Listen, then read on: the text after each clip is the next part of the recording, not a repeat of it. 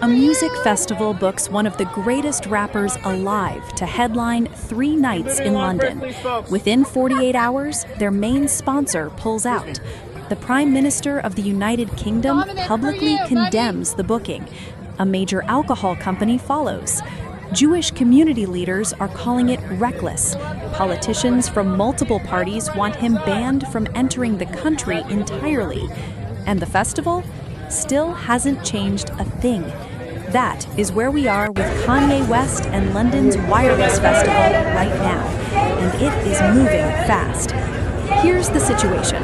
Wireless Festival, one of the biggest rap and R&B events in the UK, held at Finsbury Park in North London, announced this week that Kanye West, now known as Ye, would headline all 3 nights of the 2026 event on July 10th, 11th, and 12th. It would be his first UK performance in 11 years since he headlined Glastonbury in 2015.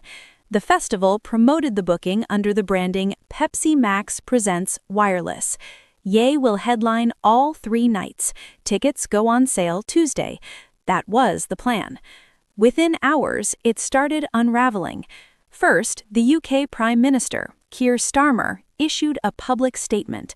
He said, and I'm quoting directly, "It is deeply concerning that Kanye West has been booked to perform at Wireless despite his previous anti-Semitic remarks and celebration of Nazism. Anti-Semitism in any form is abhorrent and must be confronted clearly and firmly wherever it appears." The Prime Minister of the United Kingdom just named Kanye West by name in a condemnation. That is not a small thing. Then Pepsi moved. Pepsi has decided to withdraw its sponsorship of Wireless Festival, the company said in a short statement Sunday. Billboard, Pepsi had been the headline partner of this festival since 2015. Over a decade of co-branding, Pepsi presents Wireless. Gone. In one sentence, with no further explanation. Then Diageo, the drinks giant that owns Johnnie Walker Whiskey and Captain Morgan Rum, both listed on the festival website as partners, also pulled out. A spokesperson said, "We have informed the organizers of our concerns, and as it stands, Diageo will not sponsor the 2026 Wireless Festival." On Sunday evening, the Wireless Festival website still showed Pepsi, Johnnie Walker, and Captain Morgan as partners. The partner section then apparently went offline, replaced with an error message that read, "There's nothing to see here." I am not making that up. There's nothing to see here on a website that hours earlier had a prime ministerial condemnation attached to it. Now, you need the context of why this is hitting as hard as it is in the UK right now specifically. Kanye West's scheduled appearance comes against a backdrop of growing anti-Semitism in the UK. In March, 4 ambulances from a Jewish community-run service were set on fire in northwest London. 2 men and a 17-year-old boy were remanded in custody. In October last year, 2 men were killed in an attack on a Manchester synagogue. That is the environment in which this booking was announced.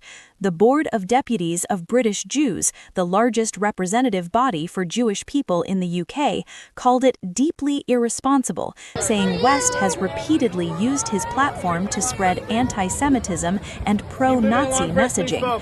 The Liberal Democrat leader called for him to be banned from entering the country. Now, Kanye did issue an apology. In January 2026, he took out a full-page advertisement in the Wall Street Journal.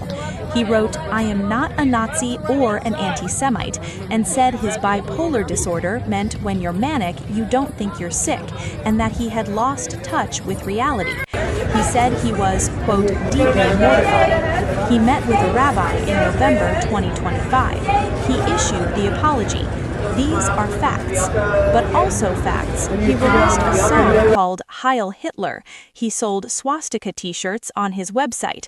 He declared himself a Nazi and then retracted it.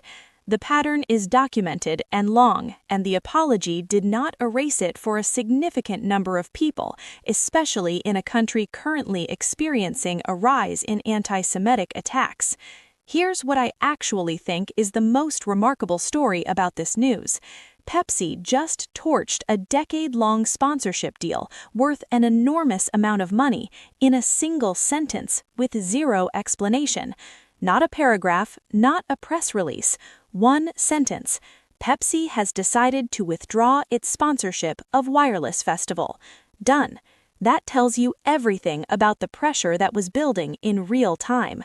And now, Budweiser, PayPal, and every other brand still listed on that festival website has a very loud clock ticking, because the sponsor section went offline and the PM has spoken, and the festival still hasn't said a word about changing the lineup, which means this story is not over, not even close.